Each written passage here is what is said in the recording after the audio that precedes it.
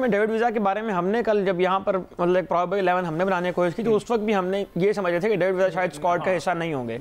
और जो 140 रन तो चले 139 बना दिए लाहौर कलंदर्स ने, उसको डिफेंड करने की भी जो उन्हें माड़ी मोटी सी हल्की सी कोशिश की है, उसमें मेरा ख्याल है कि डेंट वहाँ पड़ा है जब 12वें ओवर में आके डेविड वीज़ा ने 17 रन खा लिए। उससे पहले कि अगर हम देखें तो हर ओवर में एक एक बाउंड्री तो लग रही थी, लेकिन हारिस रऊफ ने थोड़ा कंट्रोल रखा हुआ था। लेकिन डेविड वीज़ा का जब 17 रन लगे तो फिर ज़ाहिर है कि उसके बाद प्रेशर सारा रिलीज हो गया और छोटे चेज में इतना ही जो है वो डिफरेंस होता है। अच्छा सलमान भाई, कल विकेट जो है वो बैटिंग फ्रेंडली आपको नजर है? वैसे उनकी बैटिंग देख के तो नहीं लगता, लेकिन बड़ा स्मूथली गए इस्लामाबाद यूनाइटेड।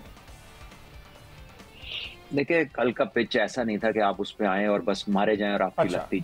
वो जो टिपिकल पिंडी का पिच होता है उस तरह का नहीं था, थोड़ी मूवमेंट थी पिच के अंदर। तो फिर यही तो देखे क्रिकेटिंग एक्सेलेंस क्या है।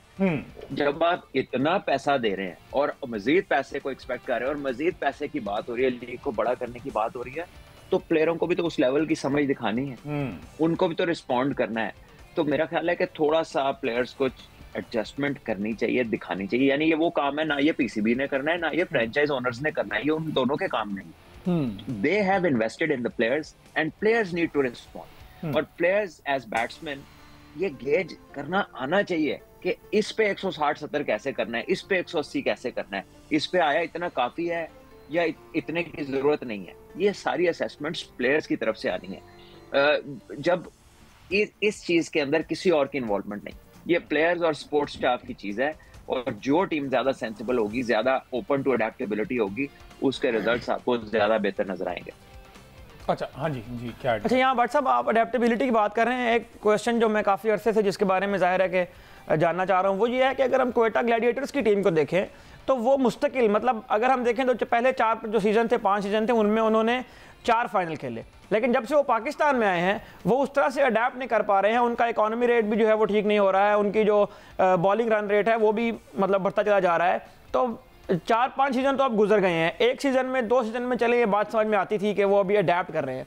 लेकिन इतना अर्सा गुजरने के बाद क्वेटा ग्लैडिएटर की टीम को अभी तक ये समझ क्यों नहीं आ रही है कि पाकिस्तान की पिचों पर कैसे खेलना है? क्योंकि माइंडसेट का मसला नजर आ रहा है या उनका कोई कॉम्बिनेशन नहीं बन पा रहा उस वक्त से? देखें, कॉम्बिनेशन का भी इशू उनका रहा है और फिर दुबई में इनके पास अच्छे स्पिनर्स थे, डिसेंट। दुबई में ना कोई बहुत एक्स्ट्राऑर्डिनरी स्पिनर ना भी हो ना, तो थोड़े से चालाक स्पिनर हो, तो जब विकेटों में बार बार मैच होते हैं, पिचेस स्लो होती हैं, बॉल अनइवन आने शुरू होता है, ब्रेक होता है, कभी नहीं होता, तो बैटर्स को बड़ी मुश्किलात होती हैं। और मतलब नॉर्मल सा स्पिनर भी जो है ना वो टांग पकड़ ले, मसला करना शुरू कर देता है वो बैटर्स को। और उसका बहुत एडवांटेज क्वेटा को हुआ, क्योंकि इनके जो लोकल स्पिनर्स खेलते थे क्वेटा के लिए, वो कराची में बहुत ज्यादा नाइट क्रिकेट होती है रमजान में और वैसे भी, और इस तरह की ही पिचेस होती हैं, तो वो उन्हें उसका फेयर आइडिया था। The moment they shifted to Pakistan, अब ग्राउंड्स बढ़ गए, पिचेस बहुत अच्छी हो गई। अब यहाँ पर आपको ज्यादा रन्स भी करने थे और फिर आपको बॉलिंग का मोड भी चेंज करना था, जिसमें क्वेटा शुरू में थोड़ी स्लो रही और कॉम्बिनेशन उनका इतना अच्छा नहीं रहा और ये सारी चीजें वो नहीं इकट्ठी करके पेश कर सके। अब एक और नया सीजन है और जैसे आपने कहा कि बहुत वक्त गुजर चुका है, अब एक्सक्यूज कोई नहीं है कि चीजें सही तरफ ना जाएं। तो इसको हम डिटेल में आगे जाके डिस्कस करेंगे, क्योंकि क्वेटा अपनी जो ऊपर वाली चॉइसेस है ना, चाहे वो कप्तान की हो, चाहे वो बैटिंग ऑर्डर की हो, उसमें ना उन्होंने अपने आप को खुद काफी जगहों पे कन्फाइन किया हुआ है, जो कि लेटेस्ट स्टेज पे हम बात करेंगे। तो अब उन्होंने ही इसका जवाब दे होना है कि वो किस तरह की आउटपुट लाते हैं। अच्छा सलमान भी, लाहौर की ओपनिंग की बात, फखर जमान कल बड़े जल्दबाजी में नजर आए। ठीक है वो अग्रेसिव प्लेयर है, लेकिन वो इस तरह की क्रिकेट नहीं खेला करते थे, थोड़ा सा टाइम लेते थे, समझते थे, देन उसको करते थे। कल निकल कर खेलने की कोशिश कर रहे थे, लग नहीं रहा था, और जिस तरह से कॉट बिहाइंड हुए वो भी क्लूलेस नजर आए उस बॉल पर। हाँ देखिए, ज्यादा इशू को उन्होंने फोर्स करने की कोशिश की और पहले उन्होंने नसीम शाह को निकल के घुमाई और वो नहीं कनेक्ट हुई। उसके बाद इस शॉट को भी जो उन्होंने खेला, बॉल थोड़ा सा किक किया, वो हैवी बॉल था, बॉलर ने उस पर जरा जोर लगाया हुआ था, तो वो खेलते ऐसे ही हैं। फखर जमान सीधा तो कम ही खेलते हैं, ज्यादा तो वो ऐसे ही खेलते हैं। कोई दिन उनका चांस ऐसे आउट हो जाते हैं, किसी दिन जब उनकी लगती हैं, तो फिर जो लोग हैं हमारे, वो तो यही देख के खुश होते हैं ना, छक्का हो गया, उनको क्या मालूम कि वो छक्का मारा सामने था और पीछे हो गया, इस तरफ तो कोई गौर ही नहीं करता। तो बात यह है कि अब उनको एसोसिएट कर दिया गया है एक ऐसे मखसूस स्टाइल के साथ, स्पेशली T20 क्रिकेट के अंदर। हालांकि पाकिस्तान टीम में जब वो रन्स करते हैं या इवन पीएसएल में भी जो उनके ज्यादातर रन है उसमें उन्होंने शुरू में थोड़ा वक्त लिया है, जैसे आपने मेंशन किया, लेकिन कल वो आते ही बहुत ही खुला चांस ले रहे थे और फिर उसमें खतरा भी होता है आउट होने का। हाँ बिल्कुल ठीक है। और नईम से बड़ी उम्मीदें थी, पहला मैच था, शायद थोड़ा बहुत अंडर प्रेशर हो, क्लिक नहीं कर पाए, कैच ड्रॉप हुआ, उसके बावजूद एक शॉट अच्छा खेला और वो बड़े, जिस तरह से हम शाहीन को कहते हैं कि एक्सपोज्ड हैं, उसी तरह कल नईम भी एक्सपोज नजर आए कि वो एक ही एरिया पे हिट करने की कोशिश कर रहे हैं। लेग साइड उनका पूरा स्ट्रांग है, ऑफ साइड पे वो बिल्कुल वीक नजर आए कल।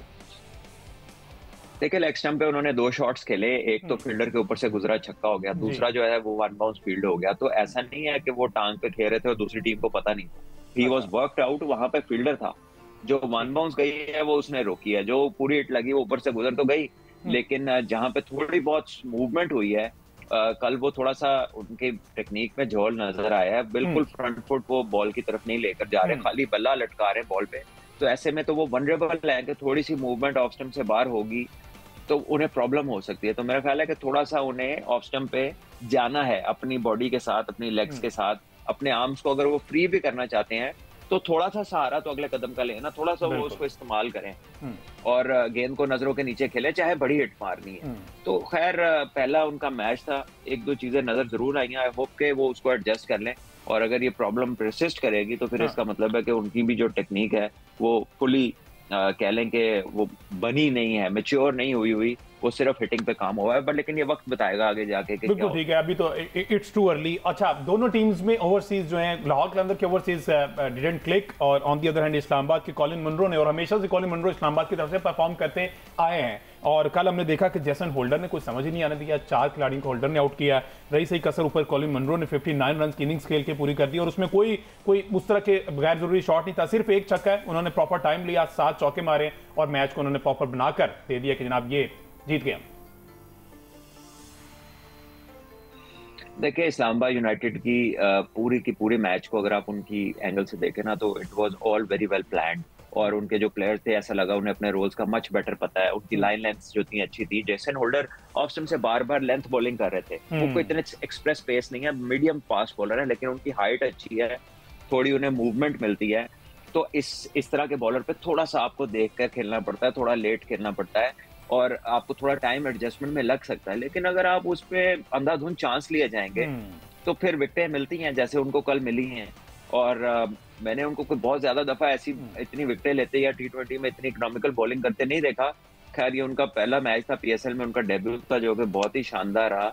ऑल्दो कि वो कोई कह लें कि बहुत थ्रेटनिंग फास्ट बॉलर नहीं है, लेकिन अगेन लाहौर ने बारी ऐसी ली है, उन्होंने चांसेस ही इस तरह के लिए हैं कि वो लग रहा था कि शायद इनको खेलना बड़ा ही मुश्किल है। ठीक है जी, ब्रेक लेते हैं, इस डिस्कशन को कंटिन्यू करते हैं।